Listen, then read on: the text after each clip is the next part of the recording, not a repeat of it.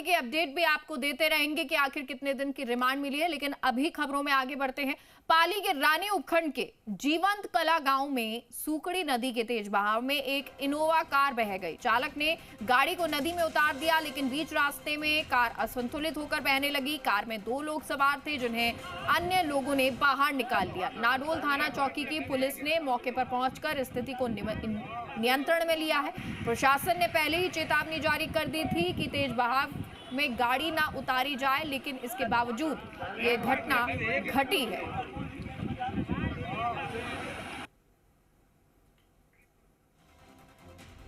तस्वीरें आपको दिखा रहे हैं। कार सवार 2 लोगों को तो रेस्क्यू कर लिया गया है, लेकिन सवाल फिर वही कि आखिर जब चेतावनी दे दी जाती है कि यहाँ पर पानी का बहाव बहुत तेज है, तो फिर आखिर ऐसी क्या मजबूरी होती है कि लोग अपनी जान की परवाह किए बिना इस तरह के खतरे उठा लेते हैं, जान जोखिम में डाल देते हैं। जी राजस्थान पर ये तस्वीर आपको दिखा रहे हैं। सबसे पहले ये तस्वीर जहां तेज बहाव में एक इनोवा कार बह गई और चालक ने गाड़ी को नदी में उतार दिया, लेकिन बीच रास्ते में कार असंतुलित होकर बहने लगी। अब 2 लोगों को, 2 कार सवार को तो बचा लिया गया है, निकाल लिया गया है। पुलिस मौके पर पहुंच गई है, स्थिति को नियंत्रण में ले लिया गया है। प्रशासन ने चेतावनी दे दी थी पहले, उसके बावजूद भी लोग खतरे उठाने से बाज नहीं आते हैं। अपनी जान का मोल उनको नहीं पता है, और जब प्रशासन इस तरह की चेतावनी देता है तो समझना चाहिए कि ये आपके लिए ही है। प्रशासन खुद के लिए इस तरह की चेतावनी नहीं दे रहा है। और सुभाष हमारे साथ इस खबर पर जुड़ गए हैं। सुभाष, क्या कुछ जानकारी, कितने लोग इस कार में सवार थे? 2 लोगों को तो निकाल लिया गया है।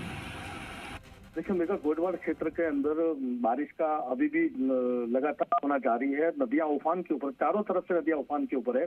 प्रशासन पहले ही चेतावनी दे चुका था। जब ये कार में 2 लोग सवार थे, जब उतारने की कोशिश की थी तो ग्रामीणों ने मना किया था कि देखो रपट के ऊपर पानी चल रहा है, पानी तेज बहाव में है, लेकिन इन्होंने एक नहीं सुनी और गाड़ी को उतार लिया। बीच रास्ते जाकर गाड़ी असंतुलित हो गई, गाड़ी बंद हो गई।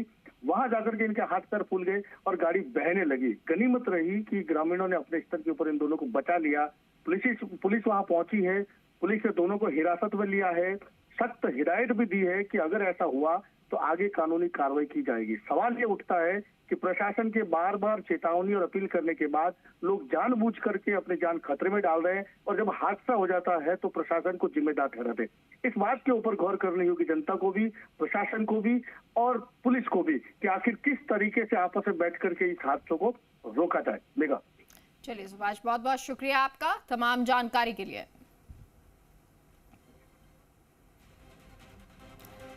तो शायद इन हादसों को तभी रोका जा सकता है जब प्रशासन इस पर सख्ती करे। जो लोग इस तरह से प्रशासन के निर्देश या उनके तरफ से दी गई चेतावनी को ना सुने, तब ऐसे लोगों पर कार्रवाई होनी चाहिए, क्योंकि वो अपनी जान जोखिम में डालकर इस तरह से पानी में, तेज बहाव में उतर जाते हैं।